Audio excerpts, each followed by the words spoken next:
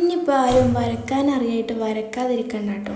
എന്നൊരു ബുക്കും പേന എടുത്തിട്ട് ഈ ചിത്രം ഒന്ന് വരച്ചു നോക്കി. കാരണം എന്താണെന്നറിയോ, ഏതൊരു കൊച്ചു കുട്ടികൾക്കും വേഗത്തിൽ വരച്ചെടുക്കാൻ പറ്റുന്ന ഒരു ഡ്രോയിങ് ആണ് കേട്ടോ ഇത്.